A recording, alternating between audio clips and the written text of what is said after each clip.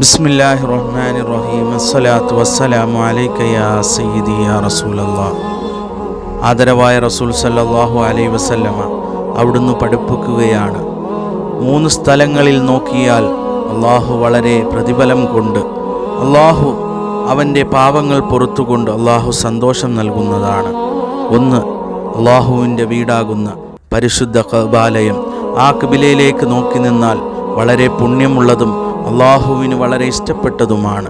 രണ്ടാമത്, അവൻ്റെ കലാമാകുന്ന ഖുർആൻ. പരിശുദ്ധ ഖുർആൻ നമുക്കറിഞ്ഞൂടെങ്കിലും അത് ചുമ്മാ നോക്കി നിന്നാലും ഓരോ അർഫുകളും അല്ലെങ്കിൽ ഓരോ അക്ഷരങ്ങളും അതിൽ നോക്കി നിൽക്കുന്നതും പുണ്യകരമാണെന്ന് അള്ളാഹിൻ്റെ റസൂൽ പറഞ്ഞിട്ടുള്ളത്.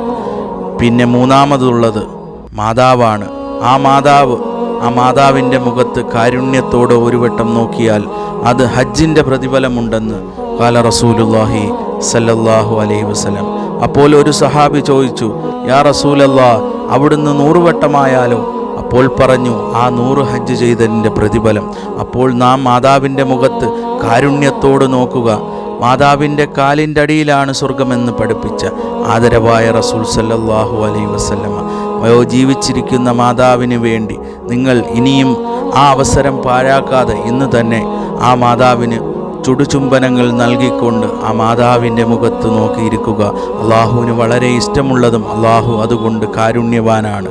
തീർച്ചയായും അള്ളാഹു ഏറെ പൊറുക്കുന്നവനുമാണ്. തീർച്ചയായും നിങ്ങൾ മാതാവിനെ ബുദ്ധിമുട്ടിക്കാതെ മാതാവിൻ്റെ പൊരുത്തം കിട്ടിയെങ്കിൽ മാത്രമേ അള്ളാഹു നമ്മുടെ ഇബാദത്തുകൾ പോലും സ്വീകരിക്കുമുള്ളൂ. അല്ലാതെ മറ്റു കാരുണ്യ പ്രവർത്തനയെ കാട്ടി നമ്മുടെ മാതാവിനെ നമ്മൾ സ്നേഹിച്ചുകൊണ്ട് മുത്തുനബിയുടെ ശഫായത്ത് കിട്ടണമെങ്കിലും എല്ലാം മാതാവാണ്.